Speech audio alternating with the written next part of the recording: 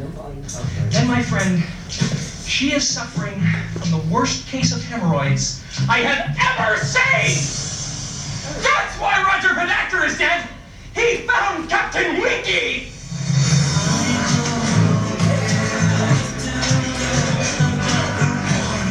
Good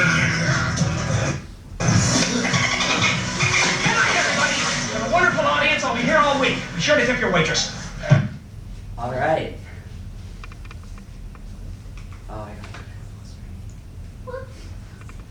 Hello. Thank you for coming to my TED Talk. My name is Lyra J. Lebrun. The J stands for Jane. My question that I have answered in my senior thesis and senior project is how have trans people been represented in Hollywood and what impact does this have on audiences? Before I answer this question, I'd like to go over a few key terms that you will need to know. The first one is trans. This is an umbrella term for all different kinds of identities of people. It's for someone whose gender is different from the one that society associates with their assigned sex at birth. Cis is short for cisgender, and it means someone whose gender is the same as the one that society associates with their assigned sex at birth. It's important to distinguish cis from just normal because that puts further stigma on trans people. That's just using language that treats them like weird or other. But cis just basically means someone who isn't trans. The third one is stereotype, which is an overgeneralized belief or assumption about a certain kind of person or thing. For example, cops really like donuts, or people with glasses are really smart. What did I research to come to my conclusions? I looked at and watched a whole lot of movies throughout history for the last 100 years. I probably watched about 20 that I hadn't already seen and 15 that I had already seen, and I broke some of them down in my paper. I looked at a lot of film criticism and analysis from people who are doing studies on this topic. I also read a whole book dedicated to this, which is really good, and I can recommend it to you after this if you are curious. I looked at a lot of studies and statistics for the rates of how many trans characters there are, how often, what genre, what studios, who plays them, things like that. And based on all of this research that I have done, I can make the claim that trans people are hardly ever included in mainstream media, and when they are, it is mainly by way of harmful and inaccurate stereotypes. Let's look at a study. Oh, I put it in over here. This was done by USC Annenberg. They looked at 500 popular movies from 2014 to 2018, and these are charts for how many had LGBT characters. And they found that out of all of these movies, out of 500 movies, only one had a trans character. That's 1 out of 4,387 speaking parts. Only one of them was trans. In addition, this trans character was in a movie called The Danish Girl, which is incredibly stereotypical and degrading in its portrayal of trans people, and was also played by cis actor Eddie Redmayne. And I'd like to cover why it's problematic for cis actors to be playing trans characters, because as you can see, trans characters are hardly ever here, and even less are played by trans actors, which is not a good thing because trans actors are hardly hired for writing, acting, directing, anything.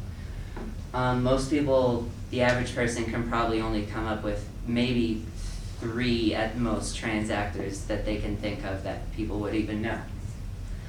This also, a cis actor playing a trans character just sort of reinforces the stereotype or assumption that a trans person is just someone cross-dressing. For example, Eddie Redmayne playing a trans woman just furthers the belief that trans women are just men wearing a dress and acting like women, which isn't the case. Let's talk about popular tropes that are used when trans people are represented. The first one is the killer. They're mentally ill, a serial killer, the villain.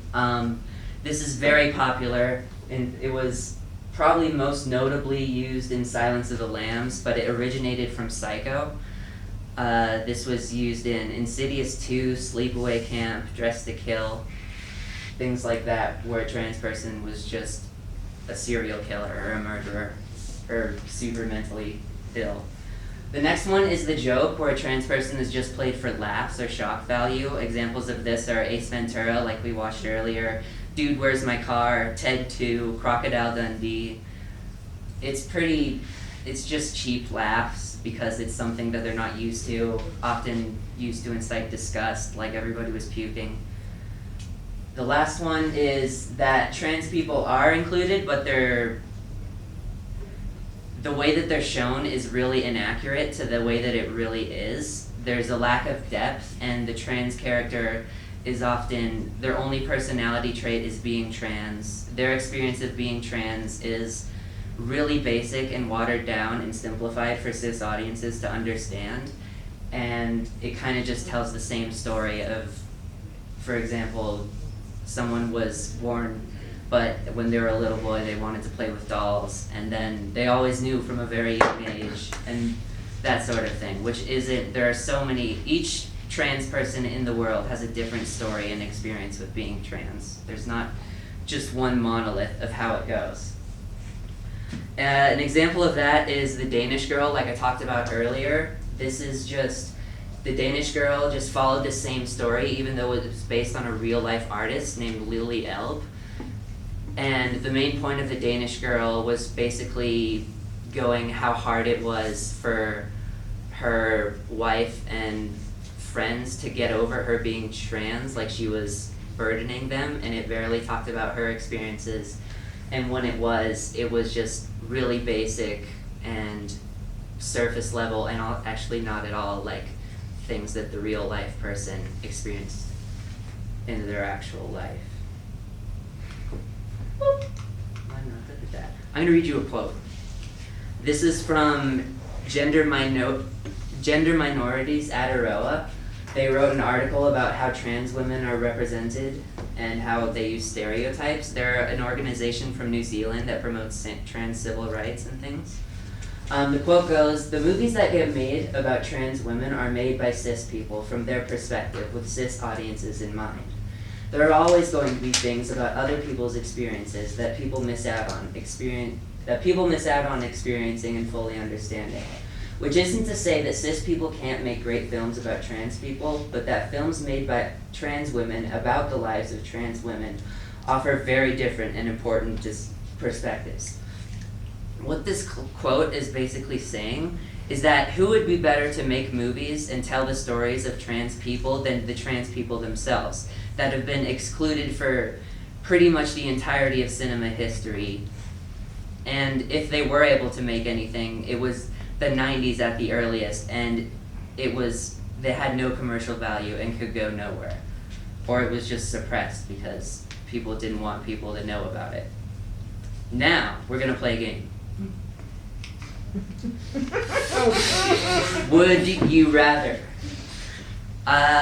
You all know how to play Would You Rather, right? You just pick the one you rather. Okay. Would you rather?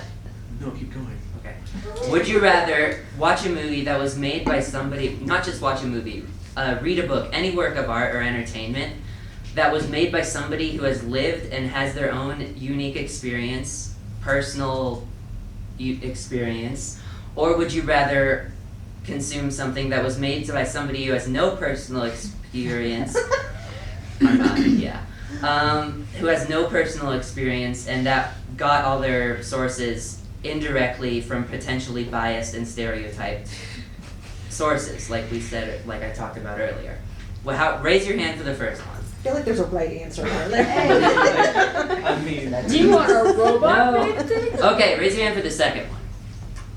Good. I mean, okay, cool. See? But why does all this happen? Filmmakers are audiences too. That could be a filmmaker consuming media. They're exposed to the same stereotypes and tropes that we all are. Growing up, if somebody was making a movie about a trans person and they lived through the 80s and 90s and all they saw of trans people was serial killers and one-note jokes, that would be their perception of it. They might make movies based on the message of personal experience, the messages of other movies, like I just said, especially if they have no personal experiences. At best, this is just laziness. Even if there's good intentions, it's going to end up being inaccurate. But that still can be harmful, despite what their intentions are. The last part is, unfortunately, some filmmakers can just be plain bigoted and just be transphobic, which reflects in their art and furthers their opinions and brings those opinions and misinformation to the public and audience. Which leads me to claim 2. These issues with representation have adverse effects on audiences as well as the art.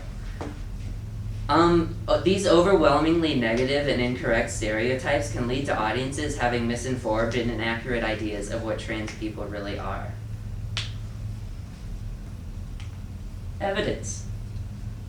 There was a study done. There were many authors, but the main one was Hugo, something like that. I can give you the source if you need it, but I just didn't have room for that. 545 trans adults took an online survey. 97.6 of participants had adverse mental health outcomes. These were mental health issues, adverse mental health outcomes were defined as depression, anxiety, global psychological distress, and PTSD. The study found out that they were more likely to experience these symptoms when they are exposed to bigoted or inaccurate trans media representation. Another interesting finding was reported, and I'm going to read you another quote from the same study. Notably, the consumption of negative transgender-related media message has been shown to adversely, this quote is right there if you want to read it. I'll start over because I interrupted myself. Notably, the consumption of negative transgender-related media images has been shown to adversely influence gender identity development, a time during which transgender individuals negotiate their emergent identities and envision future trajectories. This confusion can lead to repression, denial, and self-hatred among trans people who haven't realized they're trans, or people who just haven't transitioned yet. It's difficult enough to coming to terms with being trans and society's reaction. There was a study done by Violence and Gender magazine that says that 18 to 48% of trans people have attempted suicide. This isn't they thought about it or they had suicidal thoughts. Nearly half of all trans people have attempted suicide in their life, which is wildly disproportionate to the rate for normal people. Not normal people. Okay. That was an example of what not to do. Internalized depression. Yeah. The internalized transphobia was crazy. Okay, here's why you should care, and the implications of all of this. The implications of this are that trans people should be included. This isn't just in art. Any activity that you don't need your genitals to operate, trans people can participate in too. And they should be able to participate. They should be given equal opportunities as anyone else would be. All of these things are sort of coincide, is the word I'm looking for, with the huge rise in anti-trans politics and rhetoric in our current political climate, not just in the US, but everywhere. This is actively harmful to a marginalized group of people, and it doesn't just lead to boring and repetitive art. This is harmful to people, as I talked about earlier.